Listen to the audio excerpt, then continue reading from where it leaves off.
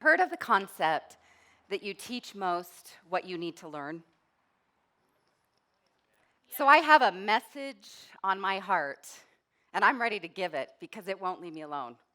And I want to talk today about the power, the influence, and the awareness of comparison, and how often we might be breaking our own hearts. Theodore Roosevelt has said, comparison is the thief of joy.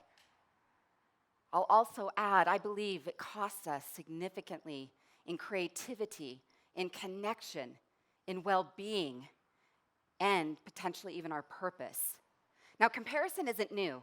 As long as humans have been congregating and have been tribes and gathered, there's been this experience of comparing one another to each other. Our great-grandparents did it, our parents did it, we're doing it today.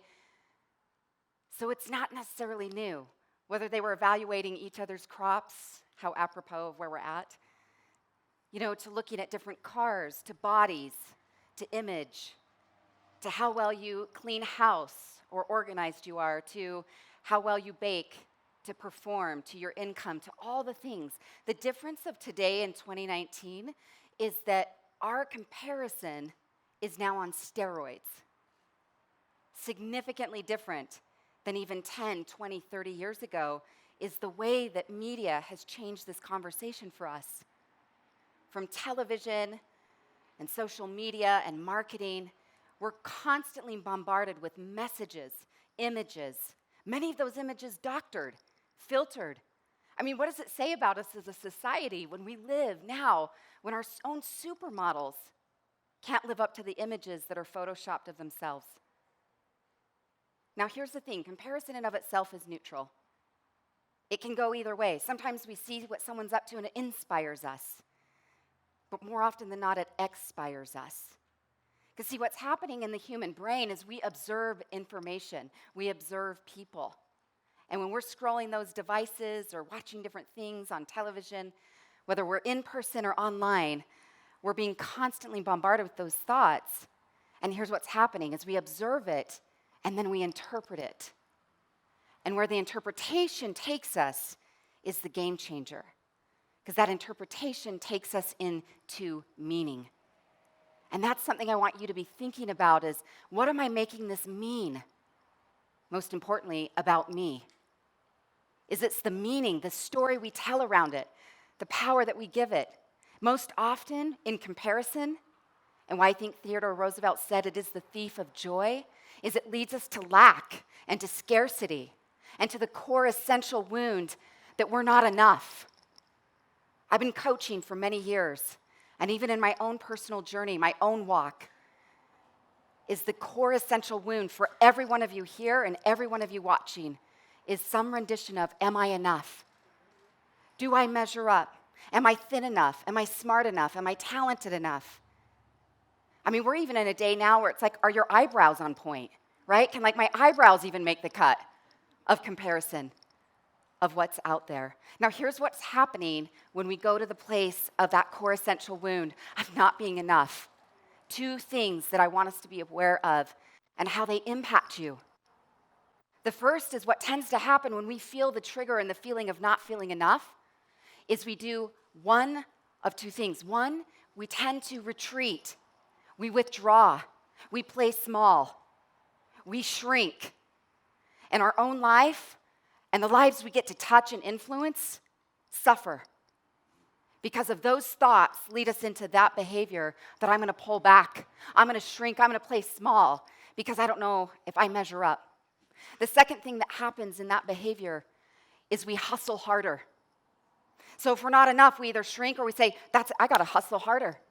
I'm going to do that diet. I'm going to work harder. I'm going to buy my social media likes so I can fill that hole where I get my validation and I get my approval met, what I call the approval addiction. And we're seeking consistently outside of ourselves for something to make us feel like we're enough. Do you see the challenge with that? Is it's never ending.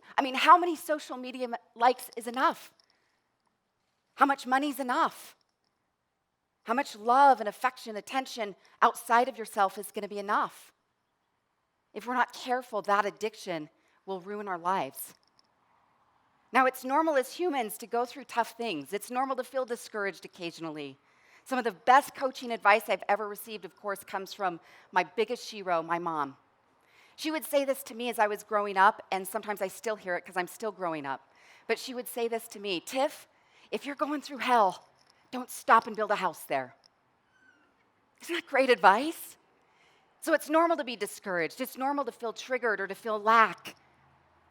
But some of us are putting in a pool and custom upholstery, and we're making a home in that residence in that zip code. So you can visit the zip code, but that zip code is not your home. Your home is in your purpose. Your home is in the value, the joy, your relationships, the things that light you up. Because there's a different comparison I want us to consider right now. And it's pretty short and sweet, but it's powerful. I want you to think of this for me, for yourself. Have you ever compared yourself to anyone and come out the same? Never. One of two things happens when you compare yourself to someone else. You either feel superior, which is less likely, or you feel inferior, which is more likely. But either one of those, they disconnect you. And as humans, we are wired for connection.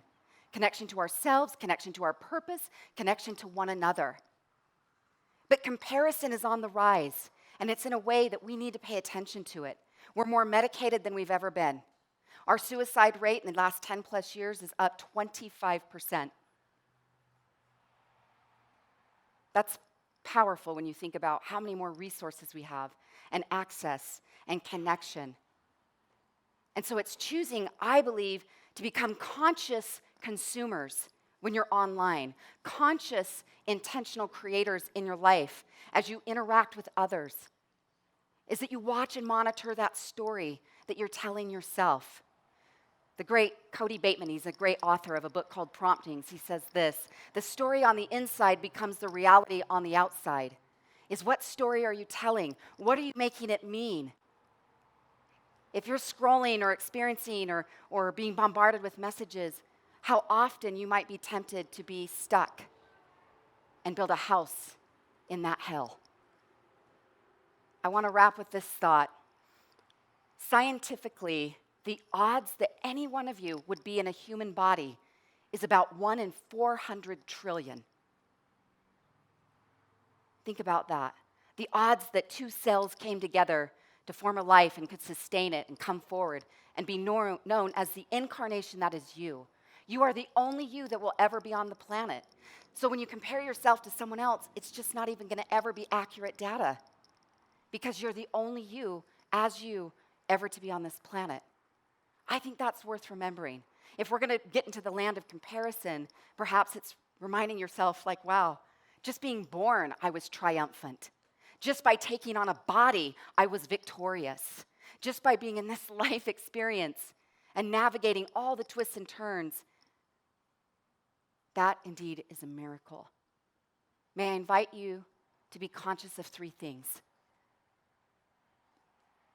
Protect your joy. Protect it. Protect your peace. And finally, protect your unique purpose. You are the only you that can be you. And this life and this world and this universe needs you as you. Not holding back, not shining less, not playing it safe or playing it small. You're the only you that will ever be you. That, my friends, you 1 in a trillion, 400 trillion remarkable individuals. That's what's worth comparing, and that's what's worth remembering. Thank you.